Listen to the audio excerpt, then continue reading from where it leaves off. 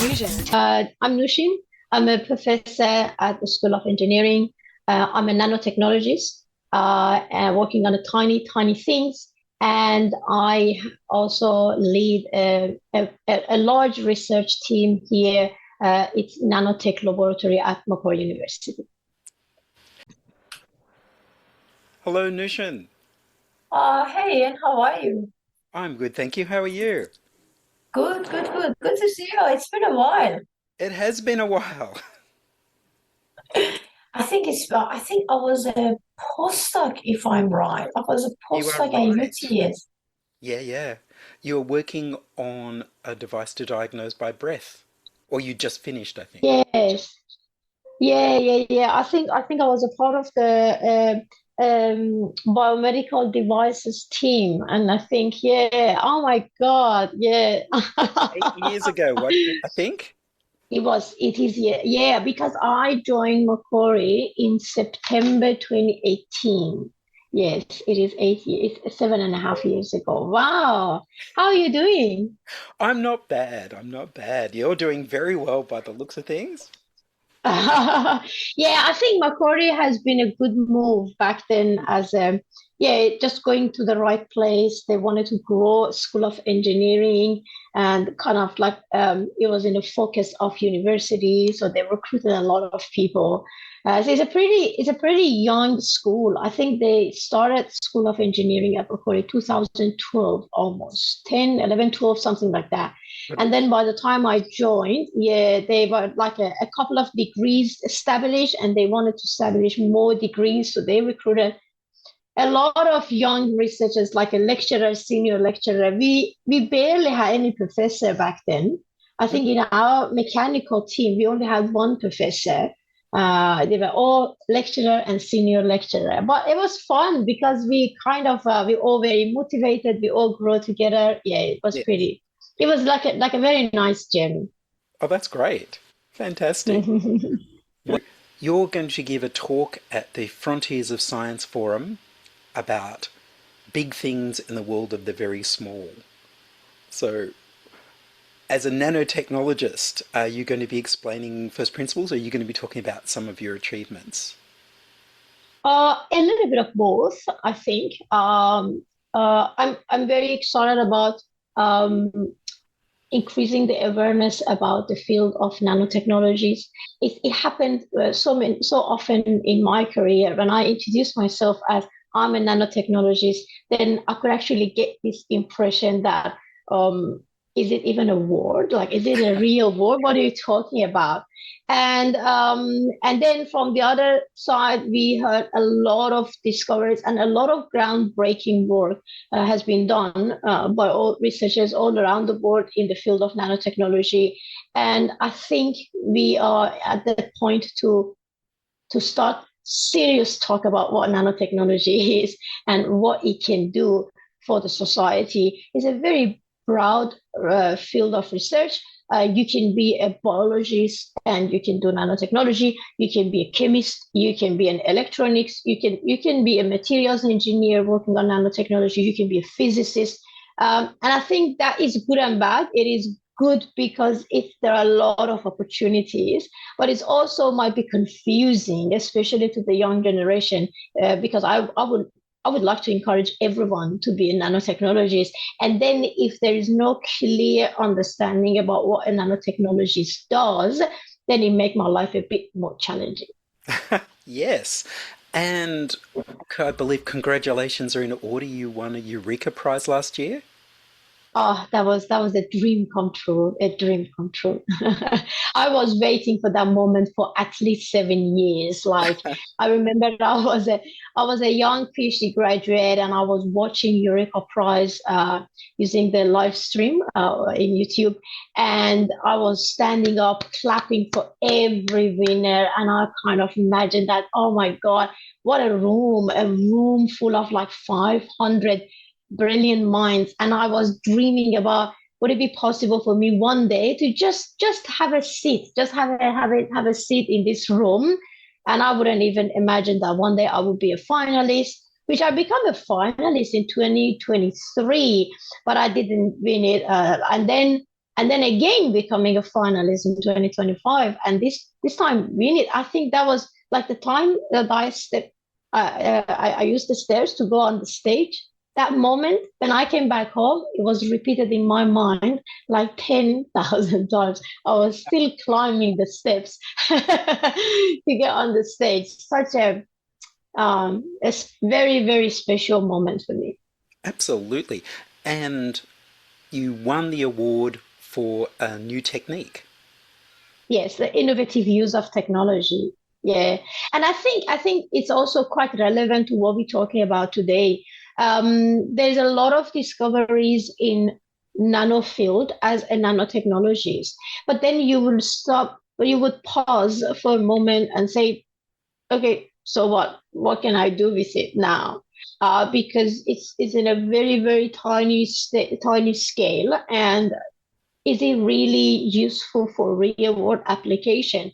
I would say yes. We just have to be a little bit of innovative in order to see, okay, if I can do this in such a tiny scale, Mm. then if I zoom out, how I can benefit from this powerful position, let's say, that I have. I can manipulate things in a tiny, tiny scale. I know it might seem a little bit, yeah, okay, so what? Who cares? Okay. But then but what we do is not just simply changing things in a tiny scale. By changing them in a tiny scale, you most often you even change their property, like you can make something super conductive just because you change the order of the atoms in a tiny scale, or you can go the opposite. You can make them insulator while they intrinsically they are conductive, for example. And then if you think about it that way, then you can say, actually I now introduce a new material to the world. It's not necessarily a new material, but it is a material which now has a completely different property. And Mm. I think that comes the innovative part. So now you have the opportunity to use it. Where are you going to use it? And I think in that project that won the Eureka Prize, we managed to use it very innovatively in multiple application. And I think that's why the judges, were very happy to award us the innovative use of technology Eureka Prize. And you were using a vinegar vapor?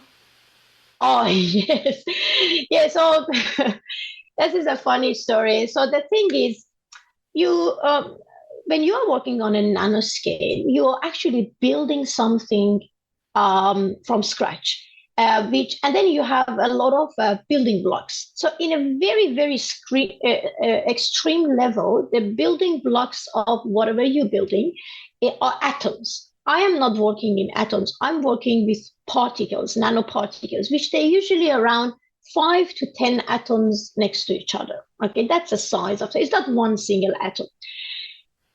But then you reorder these nanoparticles, you ask them to sit in this order, and now they sit.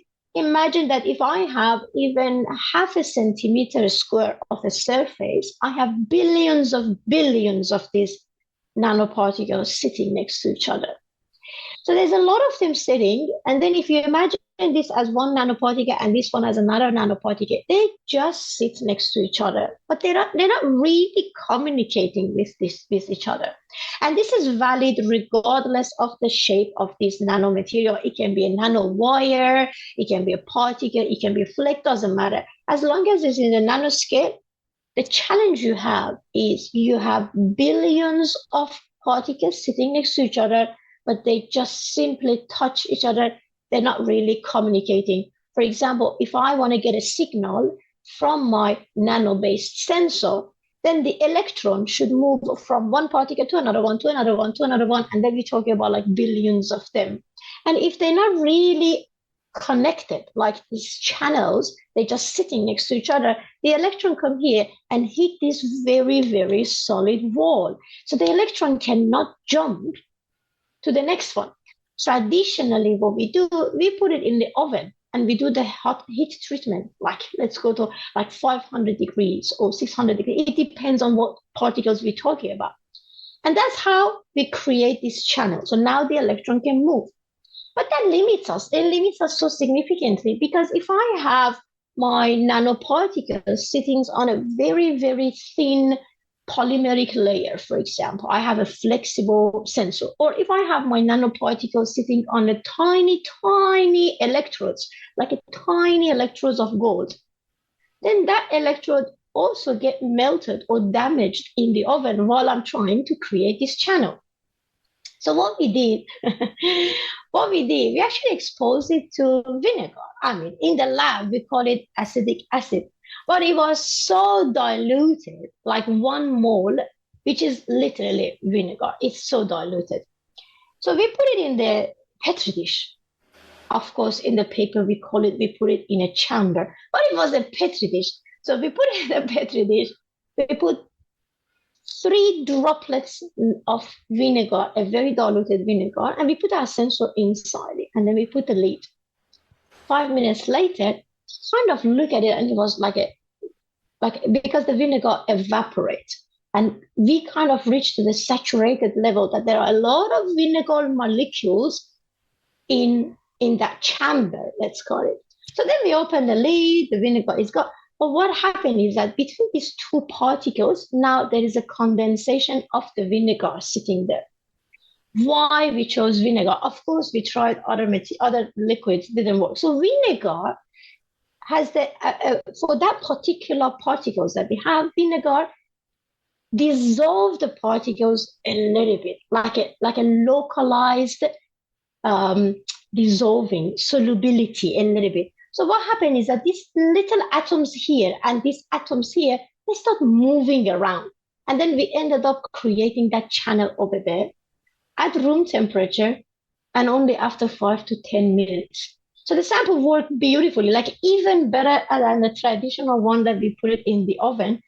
And you could really do that on anything. You could do it on a piece of paper, deposit the particles, piece of the paper, don't need to even go to the oven.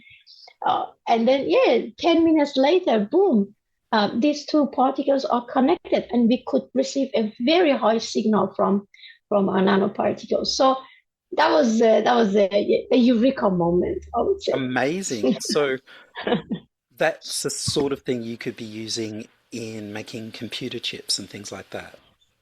Absolutely. But once this happened, I imagine that there's going to be a factory. We produce whatever we want, like the sensors, computer chips, and they're just going to just be moving around. And then it's going to be a room full of vapors of vinegars. Like, I mean, it can be any, like later we tried other liquids based on what nanoparticles we have. But in that moment, the first one was zinc oxide, and then we tried vinegar. But then, let's say this is just moving into this room, Yes. vapors entering room, and then they're going to be there for like 10 minutes, and then they're just going to move out, and they're just ready to use. You can just pick it up, and then off you go. Amazing. And what did you call your team? Of fish and chips. Fantastic. I think I always make a joke with my team. I said, I think the most clever thing we did was not creating this technology, but come up with the name for the team. Because imagine the person who's opening the envelope and they want to read out loud the name. How cool it is if someone say the winner is the fish and chips. Of course, they're going to give us the For award. vinegar. No, Very that was good. amazing. Such a unique experience. Yes. Oh, that's awesome. And you've done so many things. You've got all these different techniques and devices and things you've worked on. What are some of your other projects? Oh, we do a lot of. We are a team of material scientists. We do have chemists in our team. We have physicists in our team. We recently got 2 dentists in our team and 1 pharmacist. Very multidisciplinary team. Oh, we also have 2 textile engineers. They're working on um, um, um, like a wearable technologies in terms of flexible substrates. So what are the projects we do? We work.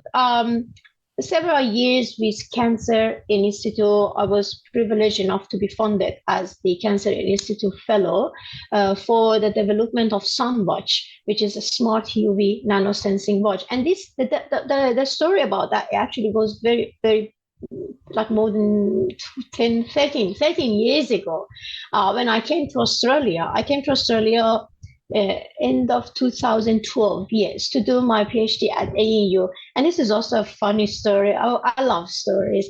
So I was in my flight. It was my first time coming to Australia. I didn't know anyone. I've never been here. And then I wasn't actually very impressed because my mom cried in at the airport back in Dubai. And I was just like, all I could hear is that, oh, I already hated Australia because they made my mom cry and everything like that. So I'm sitting in that flight. There was a gentleman next to me, like a 15 hours flight. And he was enjoying watching the movies, having some like drinks and foods and everything. And then 5 minutes before we land in Sydney, so the pilot said, "Oh yeah, we're landing. Prepare for landing." And then he just decided that he want to talk to me after like 15 hours. And then he just said, "Oh, welcome home." And then that's how the conversation started. I said, I'm not from Australia. What do you do here? I'm here to do a PhD. What's your project about?" And back then, the conversation in scientific community about climate change and carbon footprint was a very hot topic, very new conversation. So my project was the one that I decided this my proposed supervisor was to to work on a magnesium-based alloy to reduce the weight of cars. And then by that, you can reduce the carbon footprint. And I was very proud of that. So I'm explaining this and my English was not pretty good. So I'm just working so hard. That's my first chance to, to win this lottery. Anyway, I'm explaining to him. And then he just looked at me and he says, "Are you sure you're coming to the right country?" I said, "Yeah, of course. Oh, yeah." He said, "No, we're not a car manufacturing country." I said, and then I'm trying to stay confident. And then I say, "It doesn't matter. Like this is the research I'm doing, and the whole globe is gonna benefit from that." And then he just looked at me and he says, "Who's paying your scholarship?" And I just, "Australian government."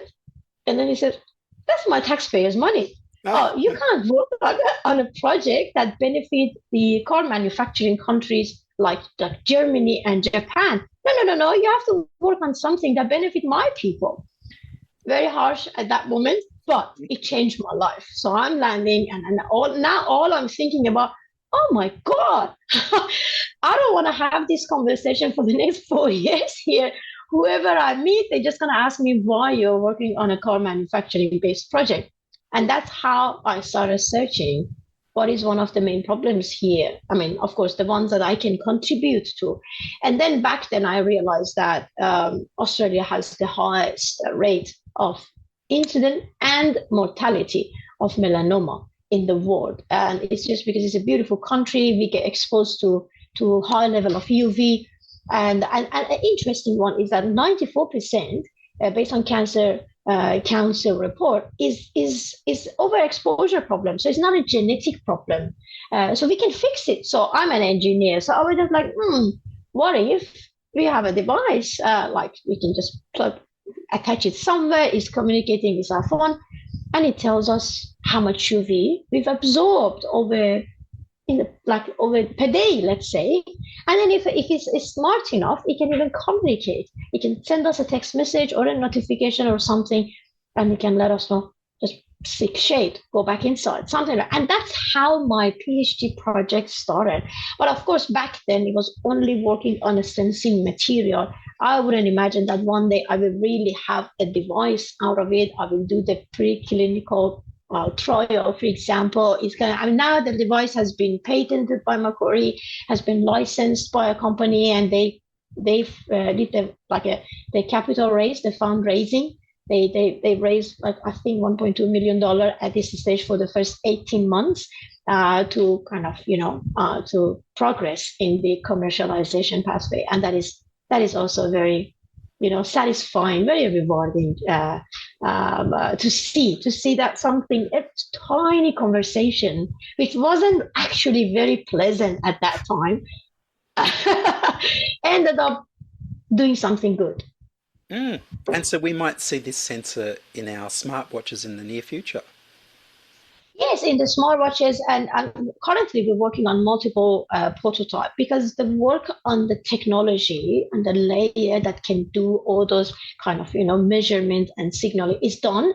Is now how we can make it more user friendly and what type of users we are dealing with. Like for example, you might need a different prototype or different design of a device if you're dealing with kids who are younger than like 6 year old, like and then if they are kids at the school or primary school or the high school, I mean, you can't have one particular design and expect everyone to be happily using it. Or if you're dealing with the construction workers, like for example at the buildings outside, or if you're dealing with athletes who are, or the swimmers, all of these you might need to, consider other factors in not as a technology but as a device. Mm. So they might get something that's a clip-on or a waterproof Clip bracelet on. or all sorts of things. Exactly. Or something that can be added to your hat, or something that can be flexible enough to be kind of, like as a sticker or something Mm. to attach to your shoulder, for Yeah. example. Yeah. And also, for example, with the app, it also depends on who's the end user. You're not expecting a 6 year old kid to be able, I mean, these days maybe you are, I think, but when we were thinking about it, it's difficult to expect or how I can encourage, let's say, a 6 year old kid to keep monitoring their exposure. Maybe the app should be a bit more engaging in terms of rewarding the kid, after the kid, because the communication side of it is one thing, but whether the end user really take the advice or not, that's another thing. Okay. Let's say I tell you that you absorb 80% of the safe limit.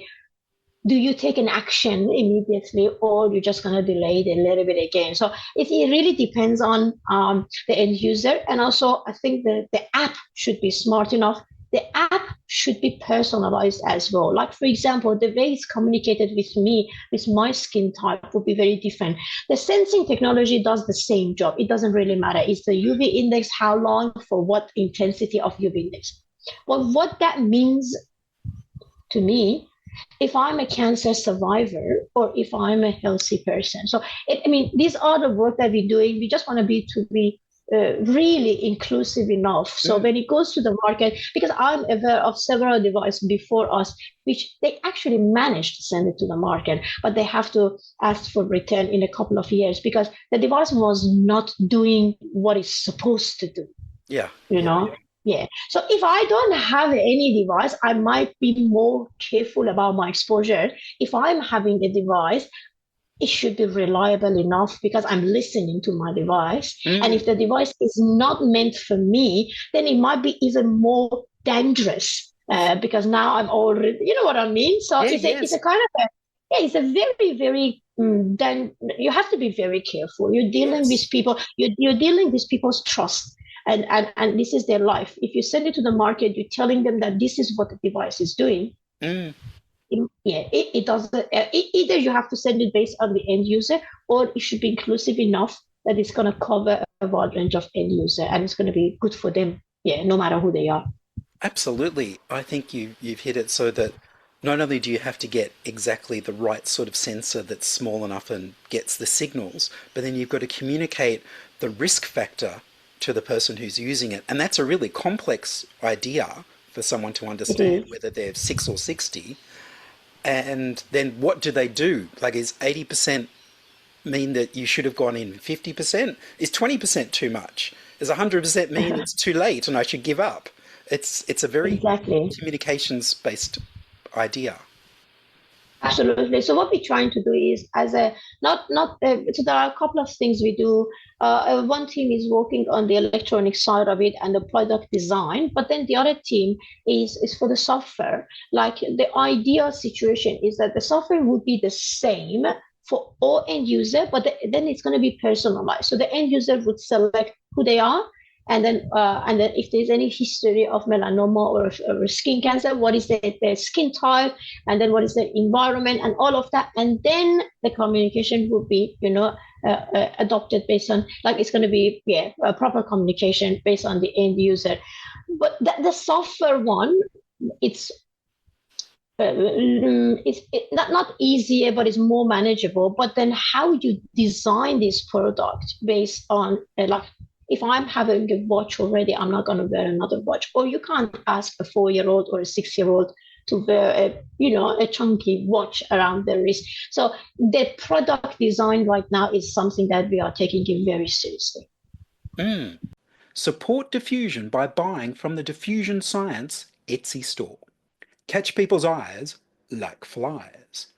I have Hawaiian shirts, t-shirts, pullovers and mugs with many different Venus flytrap designs based on my photographs.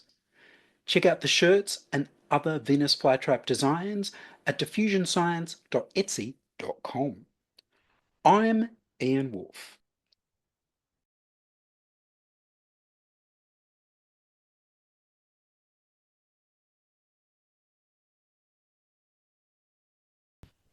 And going back to something you said earlier about people not understanding what nanotechnology is, why do you think? Because nanotechnology has been around for quite a while now. I mean, yes, it started out as a sort of science fictional speculative idea, but it's a firm bit of engineering and science. Why do you think it is that the general public don't quite understand that it's real? Because I can't see it, maybe. That's one of the main problem.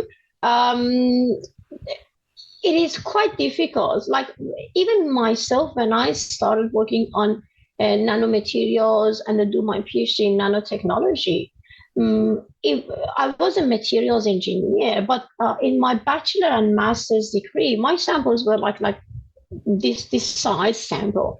Yes. And then I remember that the first time that I made nanosensors, and this is a true story. Like, I had my sensors on a kind of a substrate, and let's say it was 3 of them, and then a colleague in the lab called my name, and I just like turned, and they were gone.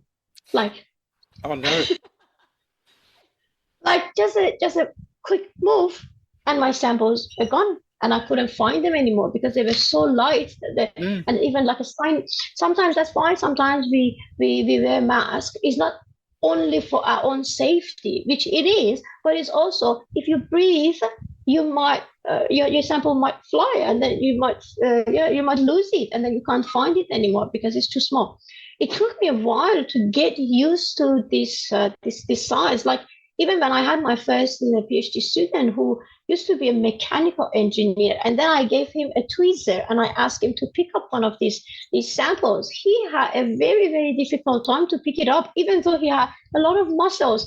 The point is that he was not used to such a tiny. So you either hold it too loose, so you lose it, or you hold it too tight, you break it. So there is a very there is a very, very fine tune over there. So my point is, all of these things that we're talking about, that's something that react with the molecule, let's say, in terms of a nanosensor that can detect a biomarker in human breath, or a sensor that can react with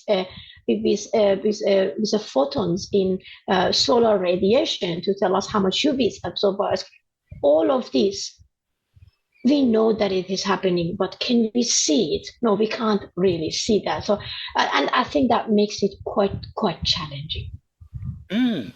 I think you're right. for people to understand it. You know what Oh I mean? yes. Yeah, like, yeah. For example, even the climate change. That 10 years ago, when people started talking about the climate change, the public refused to accept it. It took them a while. And when they accepted it, when they really see the consequences. So they knew the scientists knew the science is there, but because you could not actually see it, the public wouldn't relate to that. And Mm. now we relate to that because we can actually see the consequences very easily. I think I think that is something that might be valid based on a many different scientific topics, that because we can't see it by our own eye, we might have a little bit of a resistance, towards accepting that science. So, what do you think we could do to make it more visible? I think we have to talk about it. We have to talk about it. We have to show the evidence. I might not be able to, I mean, these days I can even show the nanoparticles, but I might not be able to show the exact moment that a nanoparticle is reacting with the gas molecule.